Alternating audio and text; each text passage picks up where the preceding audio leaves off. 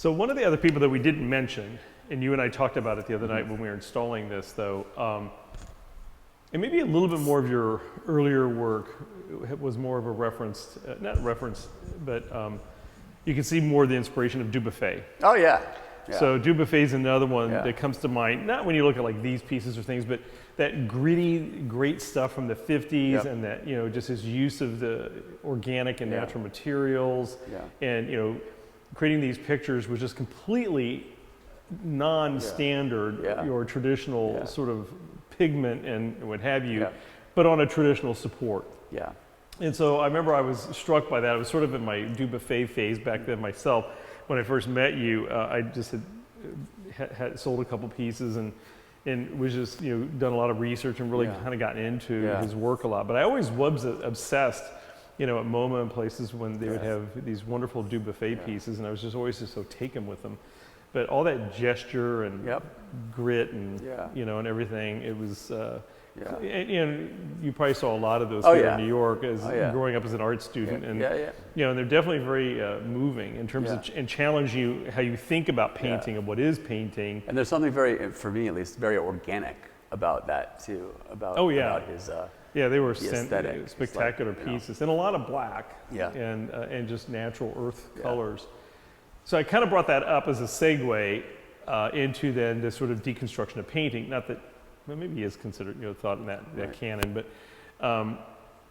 this little suite here, first of all, is just, I think, fantastic. I was really smitten with them when I saw them. And it was so unusual, and what took me aback when I saw them was, I think this was the one that was up front, or no, this one because of the nails. And I actually said, what is this? Is this canvas or whatever? He said, no, they were paper. And so you had, you know, done them on paper, but they're really layered. There's like, I guess two pieces of paper, and then they're on a canvas support, and then you do your additions of these materials. But again, these are much cleaner, simpler, and they just have this sort of more classic sort of and Wolfie's dog hair. No, there's a Wolfie or Foxy. Foxy. And, so anyway. Yeah, that's what he's got, a white dog. Yeah, my little baby Foxy. The white dogs, you know, the hair on the black, you see it immediately.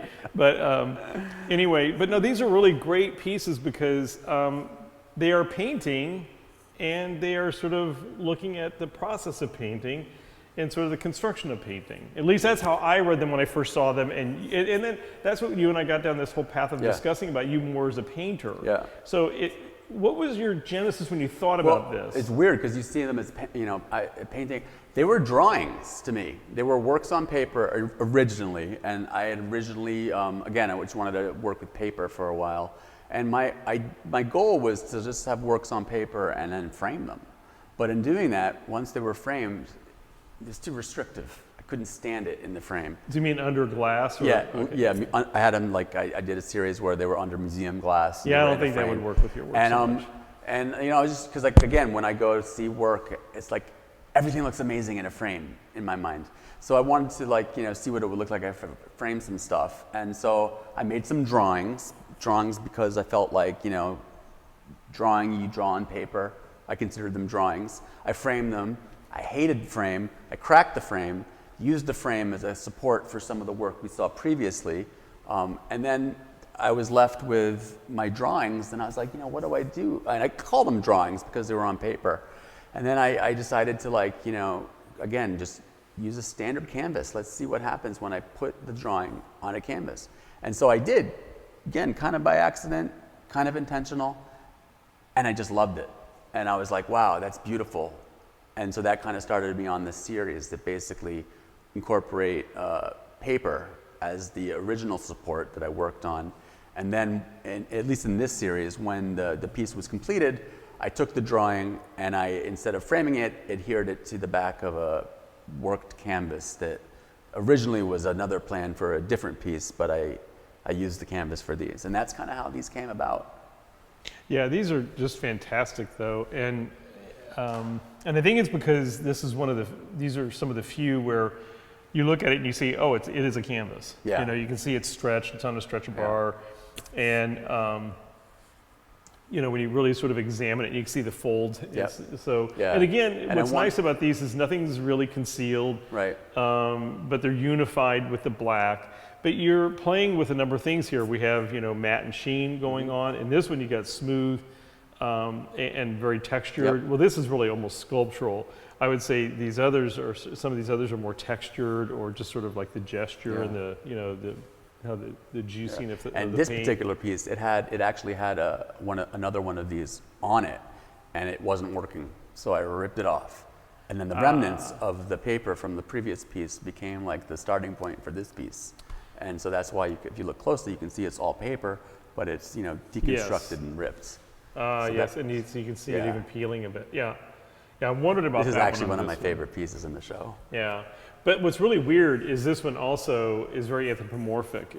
When you're looking at it here, it's this matte surrounded by this residue of sheen, and it looks like a face. Yeah, interesting. Oh, you didn't see that? No, people see all sorts of stuff in my work. Well, okay. I see it now, but to be honest, I never saw it before. Huh. People see all sorts of amazing things in my work. It's like a Rorschach test.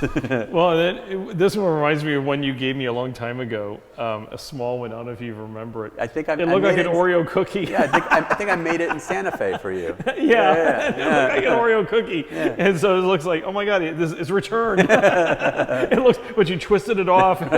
You ate the icing and put the cookie up there. But anyway. I love this. There's just something about this, and they're just so clean.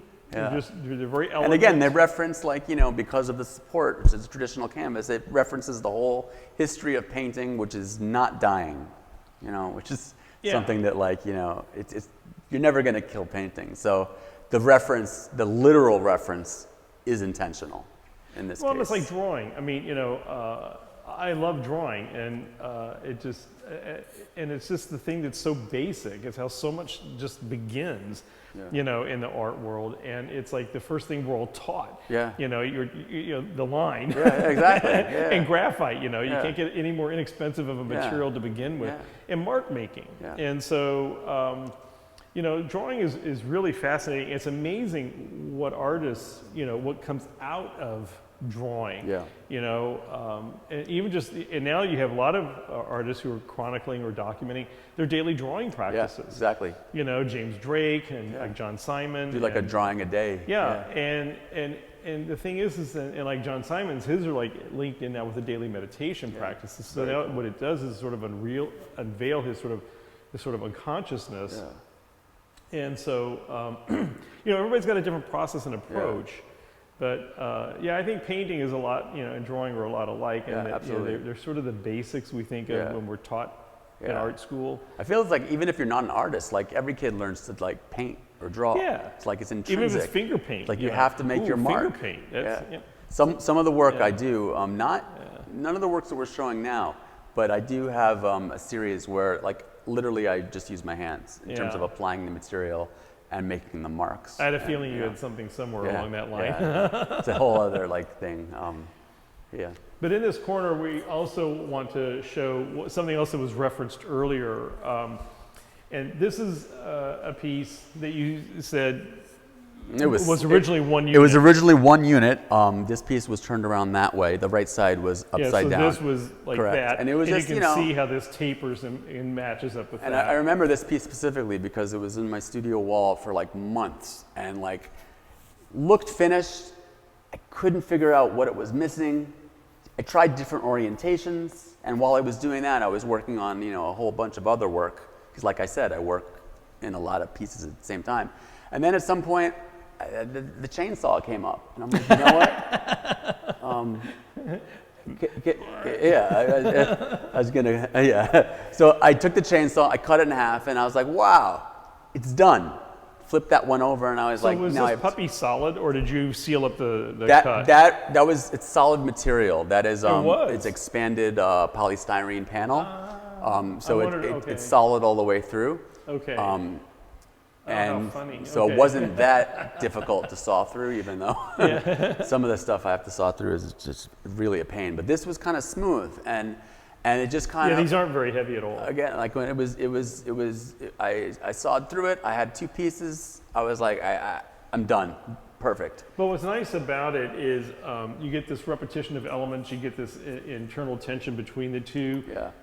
In terms of this tapering off and that kind of going that way. So you have a little bit of scale, shape. Things going on that kind of create this discourse. But we're selling them separately. But what we're trying to show, and that's one reason why I wanted to show some of yours, because we do have a number of sort of, we're calling them diptychs, but they're really 2 different pieces that were not really a full-blown sort of series like this one, where he was really exploring something exhaustively, but more. These came out of just splitting it. Right. Others, there were 1 or 2 or 3 that he'd done, and I just thought they really looked great as a pair. Yeah. And so, in fact, one that hopefully we'll see if we can get the camera there, and it's sort of a precarious spot. But there was one that were during the course of installing the show. You had done them as 2 verticals, and you wanted them side by side, but the space that we had, we thought they looked jumbled up. Yep. And I just threw out to you, I said, I was kind of looking at them and wondered, have you ever thought about going sideways with them? Because I wanted to do it up that's and down. right. And you didn't want to, so what we did is we just turned them, and now you decided they've now become one piece. I flipped it, put it sideways like you suggested. I switched the order, and I was like, I got that feeling. I don't know what it is. Yeah, and they do. But I was like, it's done. something about them. When I saw them, I thought, wow. And I kind of kept looking at them sideways myself, and I thought, those look That's pretty kind of hot sideways. Some of the excitement for me is when you get that moment. But that's what's fun now, how some of these, this one, you split the baby, and it's 2. That one, you decided to rotate and merge. Yeah. And so that's sort of part of the fun of my practice. And that's what I wanted to show people in this exhibition. There's a lot of work, but I wanted to show people the dynamicness of the work. I mean, they are really terrific by themselves, but they kind of all reference each other. But they create this nice dialogue and this sort of, when you look at them, salon hang isn't quite the word you would go with, but they look good aggregated. Maybe that's a better word. Yeah. But there's something about them when they have this, when they're together, some of them, that's really quite nice. Yeah. And it's a dialogue. So anyway, it's a dialogue. And that's sort of how we've installed the show, so that we have these groupings that are aesthetic groupings, but at the same time, there's some that are separate, but they look really good together. Yeah. And so, anyway, we hope people can come and see the show. But I'll be here a lot, so come down. Yeah.